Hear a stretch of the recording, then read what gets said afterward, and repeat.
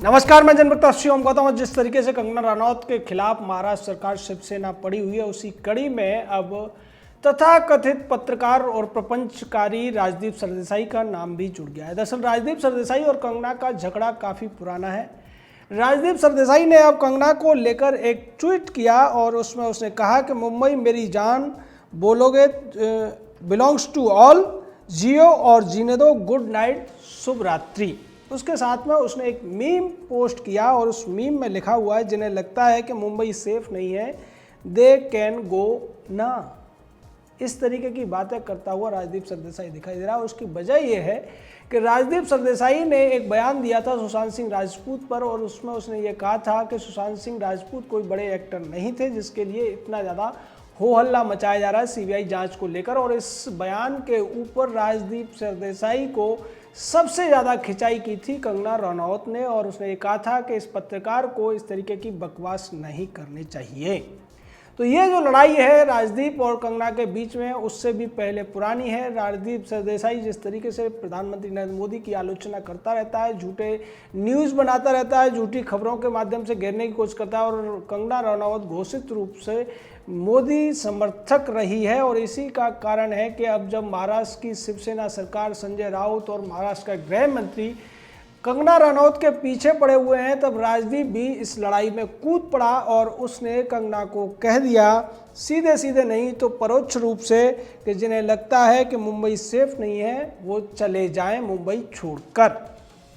इससे पहले राजदीप ने यह भी कहा था, जब कंगना से उसकी बहस हुई थी तब राजदीप ने यह बोला था कि वो भी बाहर ही है, लेकिन उसके बावजूद उसको बहुत ज़्यादा सम्मान मुंबई में मिला हुआ है। हालांकि राजदीप जो कह रहा है कि वो बाहर ही है, वो झूठ बोलता है। उसके पिता दिलीप सरदेसाई मुंबई के रहने वाले थे, बड़े क्रिकेटर रहे थे, और उसी की वजह से राजदीप को राजनीति करने का, और राजनीति या फिर आप कह सकते हैं पत्रकारिता करने का मौका भी मिला था। तो राजदीप सरदेसाई उसी नेपोटिज्म का हिस्सा है जिसका विरोध कंगना रनौत करती रही है। और जिस तरीके से सुशांत सिंह राजपूत मामले में रिया चक्रवर्ती को बचाने की कोशिश करने वालों में सबसे आगे राजदीप नाम का यही प्रपंचकारी रहा था, उसकी वजह से भी राजदीप को यह लगता है कि सीबीआई जांच जिस तरीके से आगे बढ़ रही है उससे पूरी तरीके से राजदीप का पर्दाफाश होता जा रहा है। राजदीप ने जिस तरीके से एक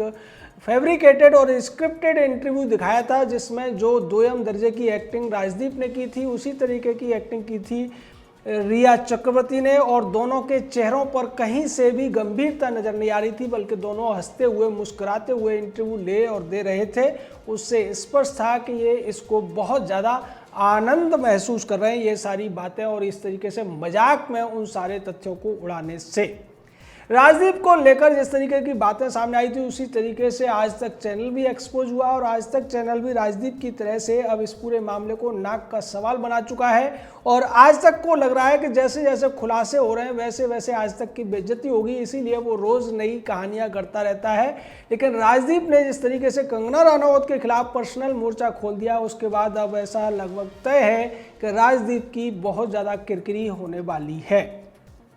क्योंकि सुशांत सिंह राजपूत के मामले में पहले भी वो इस तरीके की अपनी किरकिरी करा चुका है। थोड़ी बहुत जो इज्जत बची थी उसकी, वो अब कंगना रनौत के खिलाफ उसके इस तरीके के ट्वीट से भी जाती रहेगी, क्योंकि कंगना के पक्ष में अब एक बड़ा वर्ग उठता हुआ दिखाई दे रहा है। पहले कल जो खबर आई थी, रेखा शर्मा जो कि महिला आयोग की अध्यक्ष हैं, उन्होंने शिवसेना के एक विधायक जिसने कि कंगना रनौत को पीट पीट कर मारने की धमकी दी थी, उसकी गिरफ्तारी की मांग कर दी है। दूसरी तरफ अमृता फडणवीस जो कि देवेंद्र फडणवीस की पत्नी है, उन्होंने भी इस बारे में एक ट्वीट किया और ये कहा कि सभी को अपनी बात कहने का हक है, कि अगर कोई व्यक्ति आपसे सहमत नहीं है, आपके मन माफिक बातें नहीं करता है, तब भी उस व्यक्ति के खिलाफ पोस्टर पर चप्पल बरसाने जैसी हरकत करना एकदम निंदनीय है और असंवैधानिक है।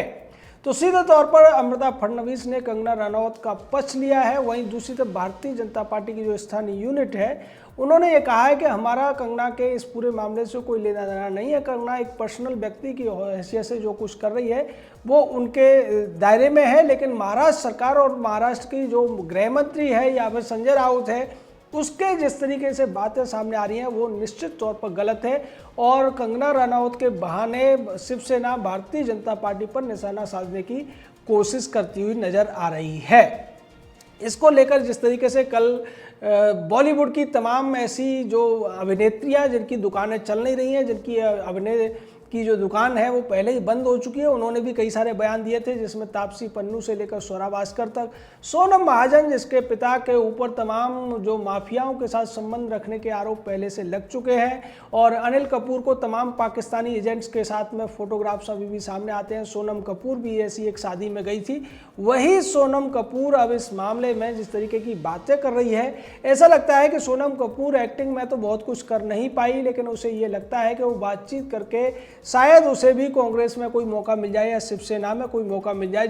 जिसकी वजह से वो ऐसी बातें करके कंगना रनौत के ऊपर छींटाकशी करती हुई नजर आ रही है। लेकिन कंगना रनौत ने एक और बात कही थी कि बॉलीवुड के ज़्यादातर जो एक्टर्स हैं या उनकी पत्नियां हैं, ये ज़्यादातर नशे के मकड़ जाल में फंसे हुए हैं, और इसकी अब पुष्टि कर दी है अध्ययन सुमन ने, जो कि शेखर सुमन के बेटे हैं और कुछ फिल्मों में वो भी बतौर हीरो काम कर चुके हैं। उन्होंने भी कहा है कि जब मैं मुंबई में नया आया था तो तब मैंने भी देखा था कि जो बड़े बड़े स्टार हैं वो बहुत ज़्यादा ड्रग्स लेते हैं और उनका एक अलग ही माहौल होता है, पार्टियों में ड्रग्स सप्लाई होता है और ड्रग्स का सेवन खुलेआम किया जाता है। यानी जो बात कंगना रनौत ने कही थी उस बात की पुष्टि अब धीरे धीरे करके लोग करने लगे हैं। लोगों ने हिम्मत दिखाना शुरू किया है, जिसकी वजह से ऐसा लगता है कि सीबीआई जांच से न केवल इस पूरे मामले में सुशांत सिंह राजपूत की मौत से जुड़े हुए रहस्यों से पर्दा उठेगा, साथ ही साथ बॉलीवुड के अंदर जो ड्रग्स का एक पूरा का पूरा रैकेट काम करता है, माफिया काम करता है, और उसमें तमाम ऐसे सफ़ेद चेहरे या सफ़ेद चेहरों से नकाब हटेंगे जिन्हें लोग बहुत अच्छा समझते हैं। हालांकि संजय दत्त जैसे लोग तो पहले ही ड्रग्स लेने के लिए बदनाम रहे हैं, बाकायदा वो तो इलाज भी करा चुके हैं और इसको लेकर भी उनकी टीआरपी बनाई गई थी। लेकिन अब जिन लोग चेहरों के नाम आ रहे हैं और खासकर कंगना रनौत ने जो नाम उठाए हैं, चाहे रणवीर सिंह हो, रणवीर कपूर हो या विक्की कौशल जैसे लोग, उससे स्पष्ट है कि इसमें तमाम ऐसे अन्य नाम भी जुड़ेंगे और धीरे धीरे करके अध्ययन सुमन जैसे अन्य लोग भी सामने आएंगे और ये बताएंगे कि कितने लोग हैं इस पूरे के पूरे बॉलीवुड में। और जैसा कि रिया चक्रवर्ती के भाई सौविक चक्रवर्ती को अब एनसीबी ने एक तरीके से गिरफ्तार कर लिया है, तमाम ऐसे सबूत मिले हैं जिससे रिया चक्रवर्ती के ड्रग्स का सेवन करने के भी सबूत हैं और उसके साथ साथ ड्रग्स की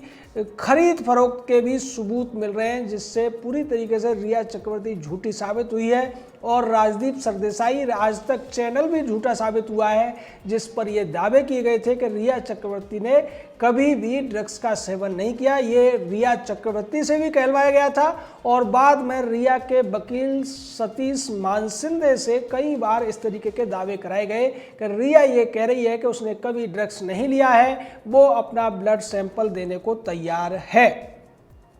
तो ये पूरा का पूरा जो मामला है उसमें आज तक चैनल राजदीप सरदेसाई जैसे लोग तो एक्सपोज हुए ही हैं। एक्सपोज वो लोग भी हुए हैं जिनका पीछे रहकर जो इन्हें बचाने की कोशिश कर रहे थे, चाहे महाराष्ट्र की सरकार हो, महाराष्ट्र का गृह मंत्री अनिल देशमुख हो या फिर संजय राउत जैसे खाली पीली में बैठे हुए ठलुआ नेता हों, जिनकी दुकानदारी चल नहीं रही है, उनके पास कोई पद नहीं है और अपनी खिसियाट को मिटाने के लिए वो छटपटा रहे हैं। कभी किसी पर कटाक्ष करते हैं, कभी किसी को गाली देते हैं और कभी किसी को कुछ भी कह देते हैं। तो ये पूरा का पूरा मामला जिस तरीके से वाक युद्ध से शुरू होकर अब कानूनी लड़ाई में भी तब्दील होता हुआ दिखाई दे रहा है, क्योंकि जिस तरीके से एक शिवसेना विधायक ने कंगना रनौत के लिए यहाँ तक कह दिया था कि उसे पत्थर से मार मारकर और डंडों से मार मारकर लोग उसकी सही जगह पहुँचा देंगे। उसके बाद महिला आयोग इस पूरे मामले में हरकत में आया और उसने सीधे तौर पर उस विधायक की गिरफ्तारी की मांग कर दी। दूसरी तरफ महिला कार्यकर्ताओं ने कंगना रनौत के पोस्टर पर चप्पलबाजी की, जिसके विरोध में एक ट्वीट किया अमृता फडणवीस ने, जो कि पूर्व मुख्यमंत्री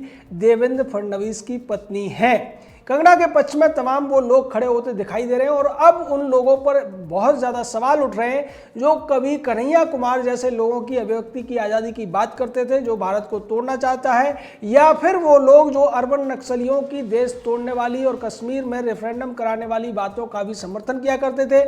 कफील जैसे जो लोग हैं उनकी बातों को भी वो ये कह देते थे कि ये अभिव्यक्ति की आज़ादी है। कश्मीर को लेकर जब लोग बयान देते थे, आतंकवादियों के बयानों का भी ये लोग समर्थन करते हुए नजर आते थे और ये कहते थे कि ये फ्रीडम ऑफ एक्सप्रेशन है।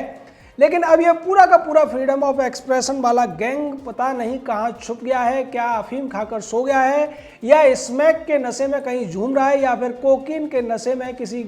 नाली वगैरह में पड़ा हुआ है, दिखाई नहीं दे रहा है। क्योंकि जब भी कोई आतंकवादी या कोई अपराधी अपनी बात रखता था और उस देश विरोधी बातें हुआ करती थी, ये बचाव में उतर पड़ते थे और तमाम अवार्ड वापसी से लेकर तमाम ऐसे लोग, इंटॉलरेंस की बात करने वाले लोग सड़कों पर उतर आते थे। लेकिन आज खुलेआम महाराष्ट्र सरकार, महाराष्ट्र का गृह मंत्री, महाराष्ट्र का एक बड़ा नेता और महाराष्ट्र पुलिस यानी मुंबई पुलिस का कमिश्नर सीधे तौर पर कंगना रनौत के खिलाफ तमाम बातें कहते हुए और करते हुए दिखाई दे रहे हैं। लेकिन ये फ्रीडम ऑफ एक्सप्रेशन की बात करने वाले लोग कहीं भी अब नजर नहीं आ रहे हैं। न कपिल सिब्बल, अभिषेक मनु सिंघवी जैसे वकील नजर आ रहे हैं जो ऐसे लोगों का केस लड़ते हैं, न प्रशांत भूषण जैसे लोग जो कि इस तरीके की बातों से ही अपनी टीआरपी बढ़ाते और PIL लगाते हैं। तो यहाँ पूरे का पूरा समाज एक्सपोज हो गया है और पूरा का पूरा वो गिरोह एक्सपोज हो गया है जो व्यक्ति की आज़ादी के नाम पर देश विरोधी ताकतों के लिए लड़ाई करते हुए या आंदोलन करते हुए दिखाई देते थे। लेकिन अब एक महिला अपने अधिकारों की बात कर रही है, अपने संवैधानिक अधिकारों को लेकर अगर कुछ कहती है तो उसको जब निशाना बनाया जाता है तो उस पूरी की पूरी फौज में से कोई भी इस महिला का पक्ष लेते हुए दिखाई नहीं देता है। स्पष्ट तौर पर कंगना रनौत के साथ आज बहुत सारे लोग हैं, ये सब लेकिन सामान्य लोग हैं। कोई भी ऐसा व्यक्ति नहीं है जो पहले आपने उसको फ्रीडम ऑफ एक्सप्रेशन के नाम पर तमाम तरीके के लंबे लंबे लेक्चर देते हुए या बड़ी बड़ी बहसों में हिस्सा लेते हुए आज वो बड़ी बिंदी गैंग भी दिखाई नहीं दे रहा है जो इस तरीके की बातें करने वाली कविता कृष्णन जो कि देश विरोधी बातें करती थी, नक्सलियों को लेकर वो तमाम उनके पक्ष में बात करती थी, या फिर माँ दुर्गा को गलत बताने वाले, उनके ऊपर छीटाकशी करने वालों का भी लोग पक्ष लेने के लिए सामने आ जाया करते थे। राम और सीता माता के ऊपर सवाल उठाने वालों पर भी लोग कह देते थे कि ये फ्रीडम ऑफ एक्सप्रेशन है। लेकिन आज वो सब के सब कहीं नशे की हालत में पड़े हुए होंगे या फिर कहीं चूहे की तरह बिलों में घुसे हुए होंगे जो आज कंगना के पक्ष में कुछ भी बोलते हुए नजर नहीं आ रहे हैं। और राजदीप सरदेसाई जैसे लोग कंगना को खुलेआम कहते हैं कि उसे मुंबई में रहने का कोई अधिकार नहीं है। जैसा कि अनिल देशमुख ने कहा, राजदीप ने कहा कि वो मुंबई में न रहे। तो इस तरीके की बातें इसीलिए हो रही है क्योंकि ये समाज का दोगलापन इस पूरे मामले से पूरी तरह से उजागर हो चुका है। जय हिंद, जय भारत।